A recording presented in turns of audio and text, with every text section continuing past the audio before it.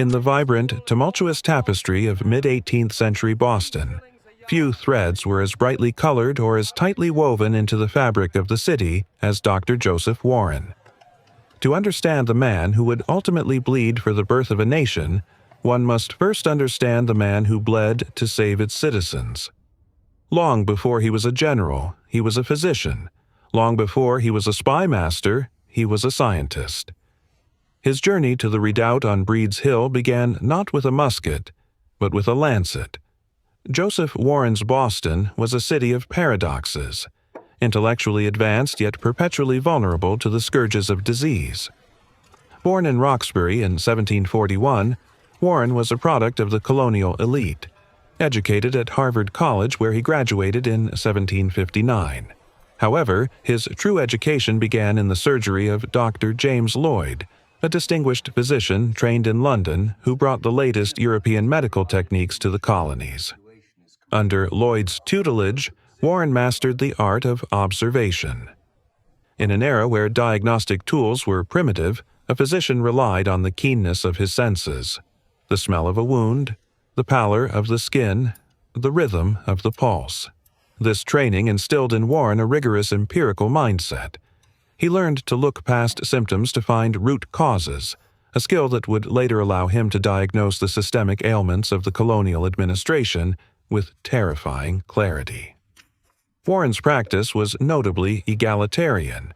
While he attended to the grand families of Boston, the Lloyds, the Hutchinsons, and the Gages, he was equally devoted to the city's laborers and artisans.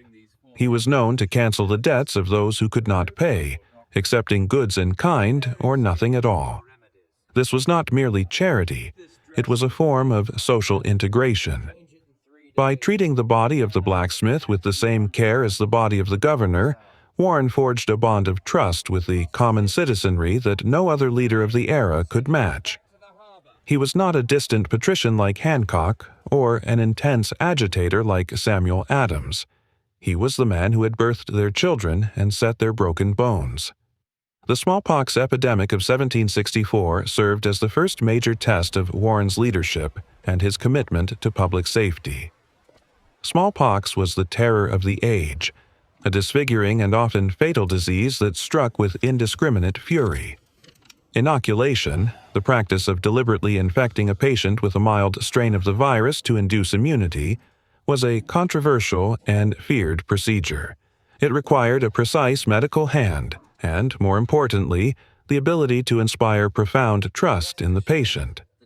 At the age of 22, Warren took charge of an inoculation hospital at Castle William, now Castle Island, in Boston Harbor.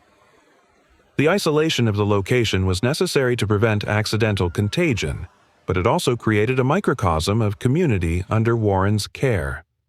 Among his patients was a young lawyer named John Adams. The relationship, forged between doctor and patient in the sterile confinement of Castle William, would ripple through history. Warren guided Adams through the ordeal, the preparatory purging, the incision, the fever, and the recovery. Adams later recounted the experience, noting Warren's skill and his gentle manner. This medical intervention was a foundational moment. By saving the lives of men like Adams, Warren was literally preserving the future leadership of the country. By the late 1760s, the health of the body politic began to deteriorate. The imposition of external taxes and the arrival of standing armies in Boston were viewed by Warren through a clinical lens. He saw them as foreign bodies, irritants that would inevitably lead to inflammation and necrosis if not treated. Warren's transition from healer to sentinel was seamless. He began to apply his diagnostic skills to the administration of the colony. He observed the symptoms: the stifling of trade, the suspension of town meetings, the quartering of troops. His prescription was a vigorous defense of natural rights.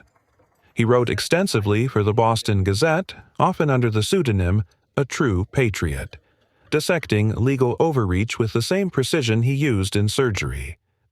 His involvement with the Sons of Liberty, a group better described in this context as a civic defense organization, was driven by a desire to maintain order and protect the community from what he viewed as administrative malpractice. Unlike the more chaotic elements of the resistance, Warren was a stabilizer. He walked the line between the mob and the magistrate, using his influence to channel public anger into organized, constructive resistance. The spy network he is credited with organizing was, in reality, an extension of his medical rounds.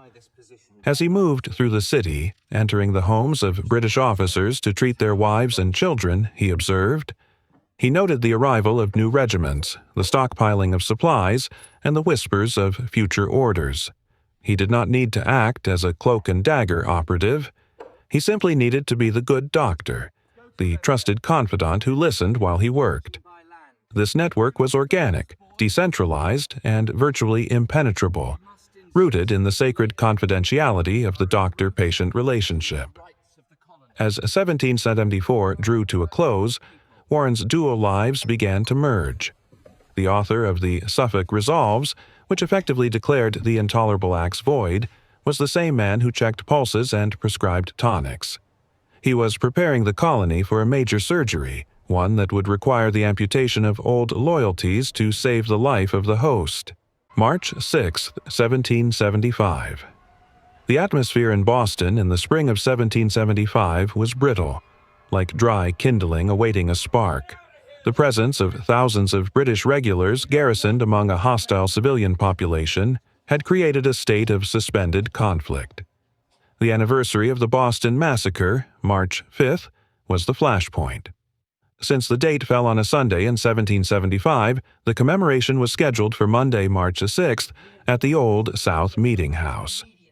This was not merely a memorial service, it was a contest of wills. The British command, weary of the annual recitation of their soldiers' alleged crimes, had hinted darkly that this year's oration would not be tolerated. Rumors swirled through the cobblestone streets that any man daring to speak of the massacre would pay with his life. Officers let it be known that the oration would be the signal for an arrest, or worse. Dr. Joseph Warren solicited the assignment. It was a calculated risk, a demonstration of moral courage intended to galvanize the timid and warn the aggressors. On the morning of the 6th, the Old South Meeting House was packed to a suffocating density. The pews were filled with the citizens of Boston, mechanics, merchants, women, and children. But the aisles, the vestibules, and even the pulpit stairs were occupied by British officers in full uniform. The scarlet coats created a menacing visual contrast to the drab woolens of the colonists. The air was heavy with the scent of unwashed bodies, wool, and the latent violence of armed men in close quarters. Warren arrived late, perhaps for effect, or perhaps delayed by his medical rounds. Finding the front entrance blocked by the crushing throng, he made a decision that would become part of the city's lore. He circled to the rear of the meeting house. There, a ladder was procured and raised against the exterior wall. With a dignity that defied the absurdity of the method, Dr. Warren climbed the ladder and entered through the large window directly behind the pulpit. His appearance was a shock.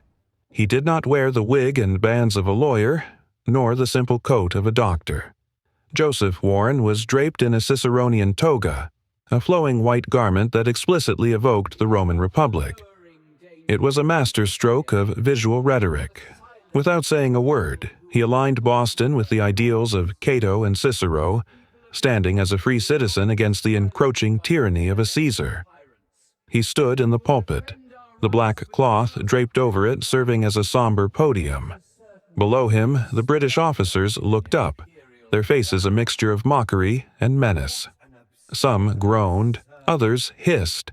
One officer, seated on the steps of the pulpit, ostentatiously held up a palm full of lead musket balls, a silent, deadly threat.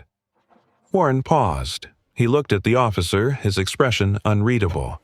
Then, with a slow, deliberate movement, he took a white handkerchief from his pocket and dropped it gently over the bullets.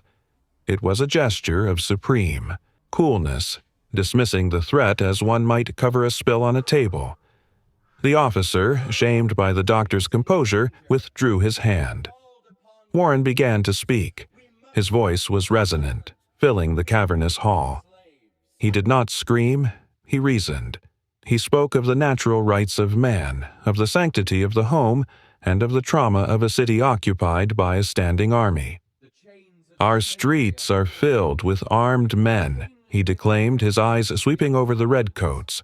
"Our harbor is crowded with ships of war, but these cannot intimidate us."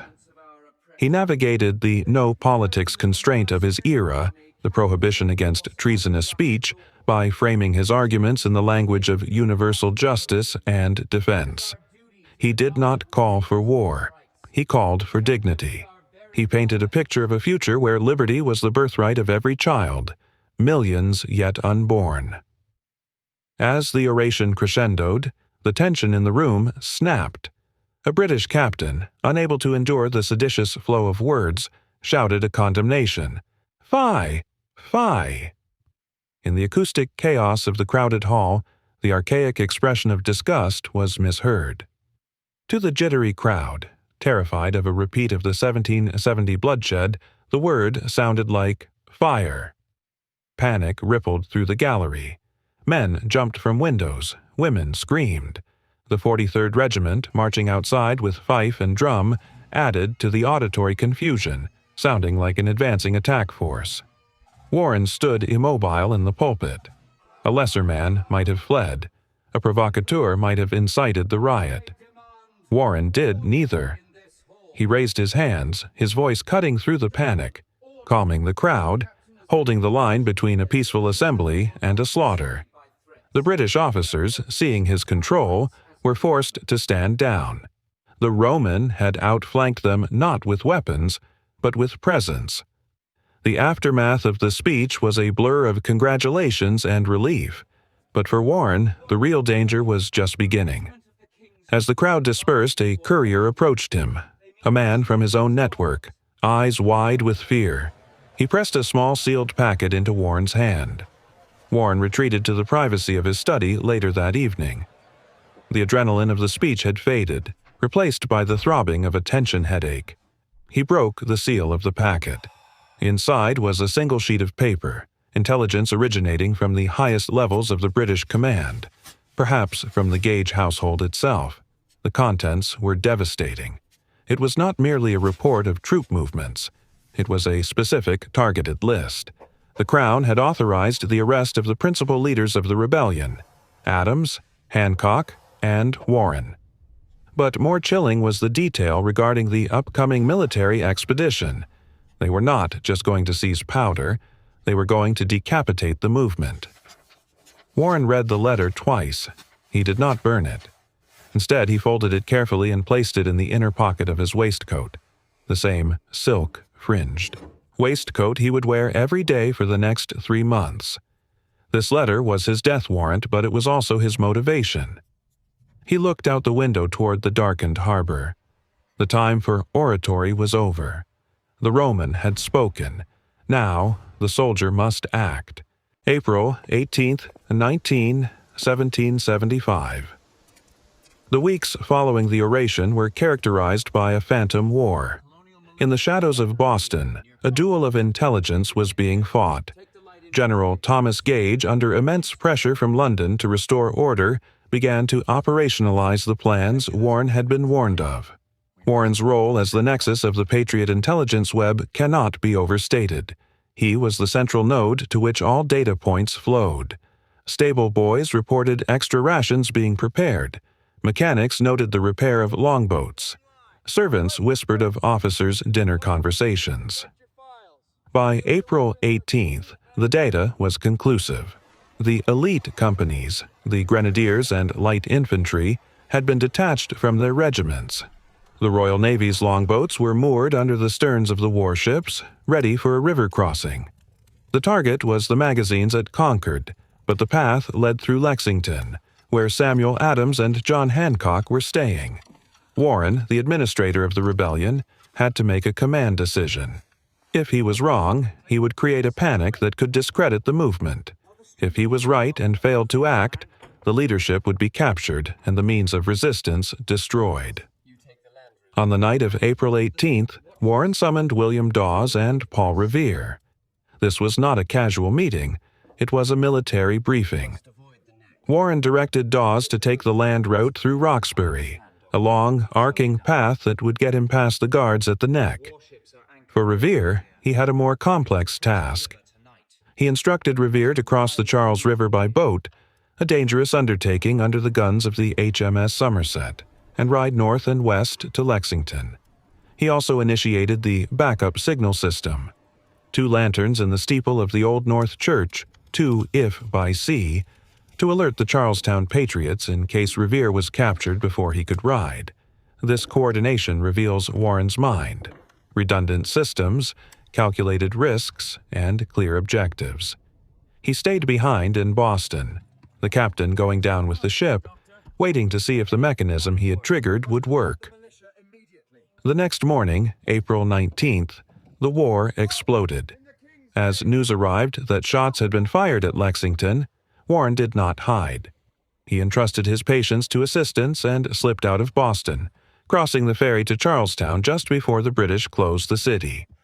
He did not go to a headquarters to look at maps. He went to the fight. He rendezvoused with the Committee of Safety at the Black Horse Tavern in Menotomy, Arlington, and then joined the militia swarming towards the British retreat from Concord. The fighting along the Battle Road was vicious. It was not a set-piece battle, but a running gauntlet of ambushes. Warren, armed and mounted, rode alongside General William Heath, trying to bring some order to the chaotic provincial response. At Menotomy, the fighting was particularly intense. British flankers were sweeping the houses, bayoneting anyone they found. Musket fire erupted from behind stone walls and from windows. Warren was in the thick of it, exposing himself to fire to rally the wavering militia. In one heart-stopping moment, a British musket ball hissed past his head. It came so close that it struck the pin out of his earlock, the curl of hair over his ear shearing away a lock of hair. The proximity to death was absolute. An inch to the right, and the revolution would have lost its leader on day 1. Warren brushed the dust from his coat and continued to direct the fire.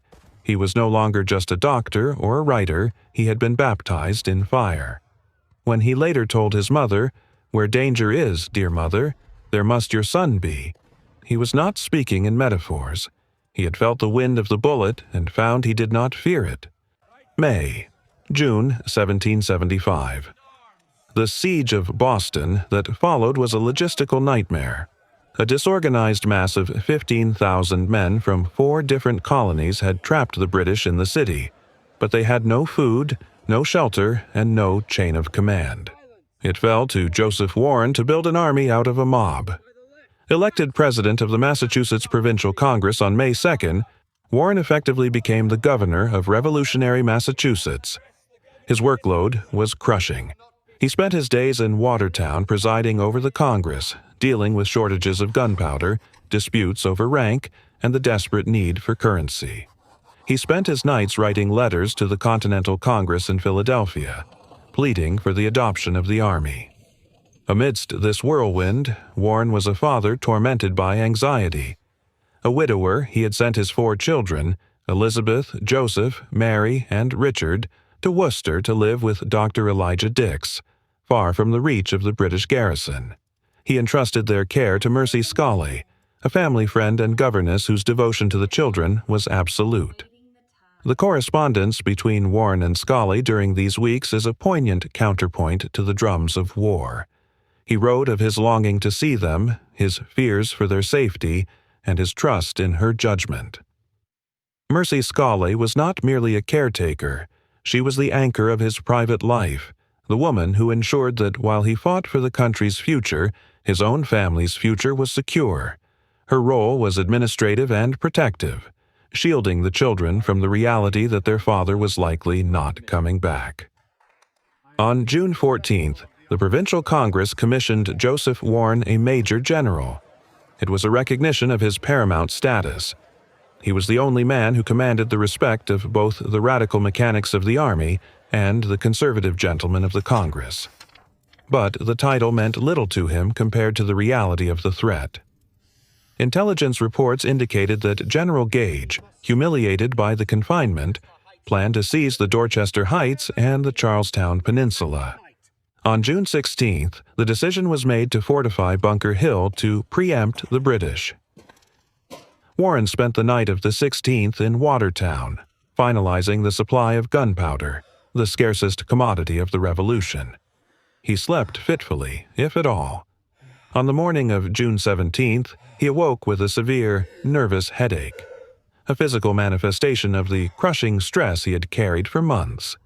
He lay down in Cambridge trying to rest, but the sound of the naval bombardment began to shake the windows.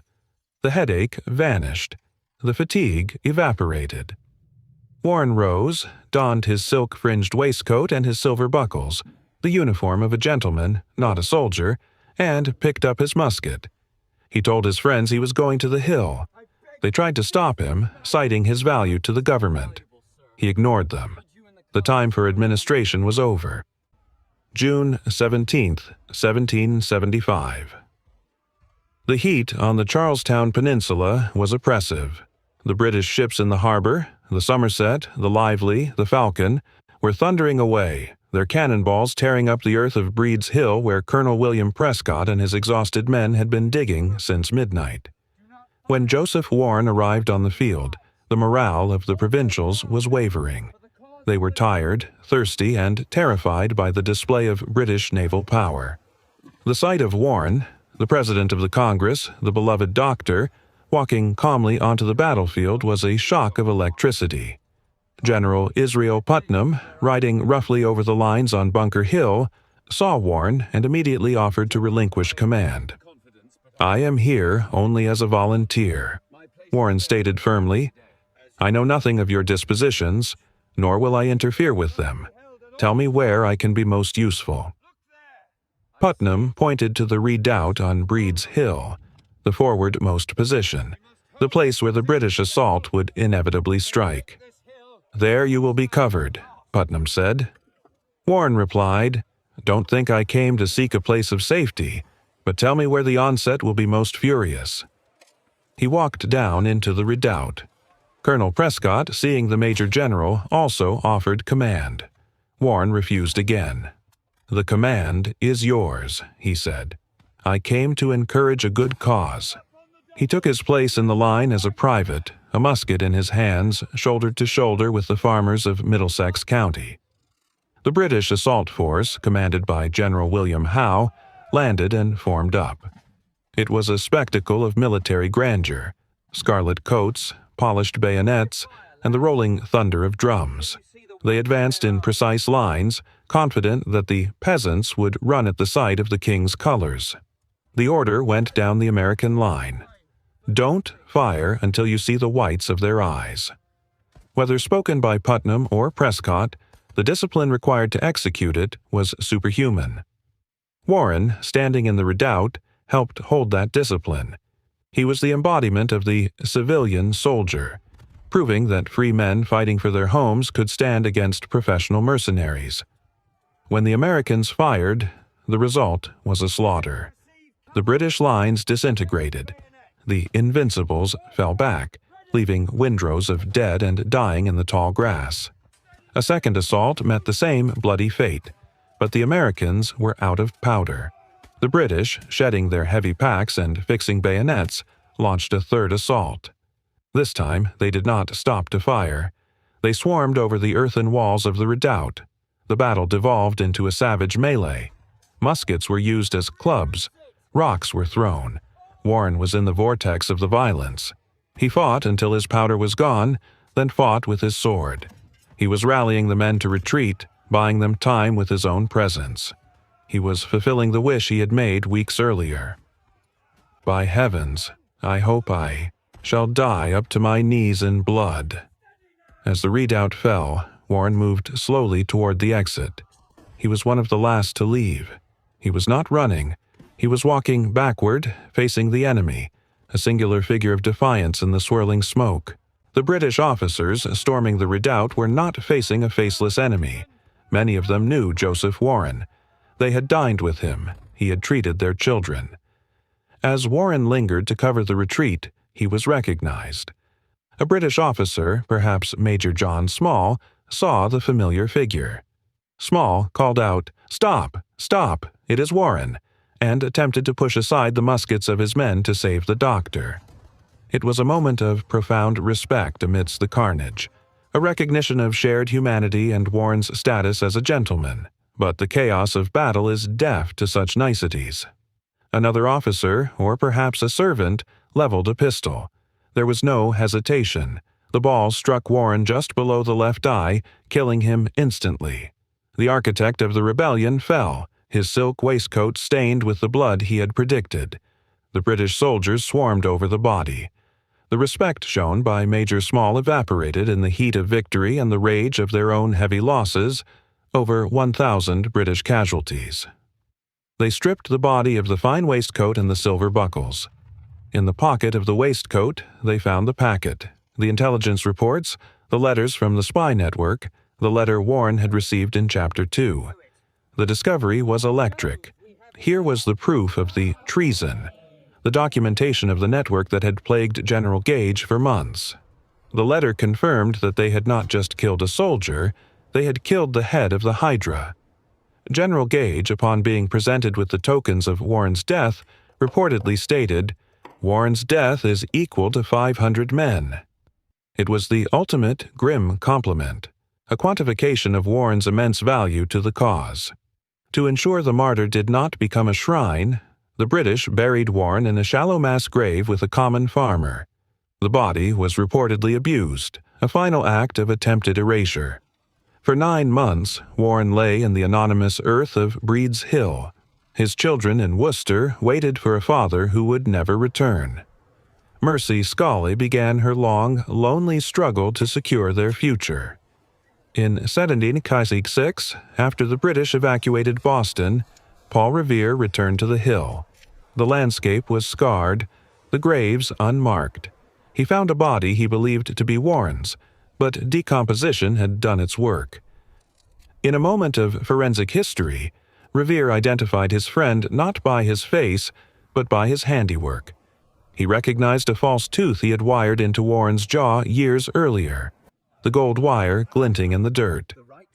Joseph Warren was the indispensable man of the early Revolution. He was the bridge between the rough artisans of the North End and the polished intellectuals of Harvard. He wrote the words of resistance and then fought to defend them.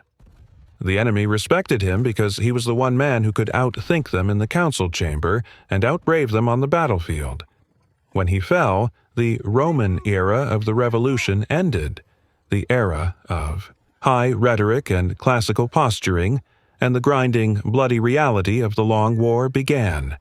He died as he lived, in the service of his patients, his city, and his millions yet unborn.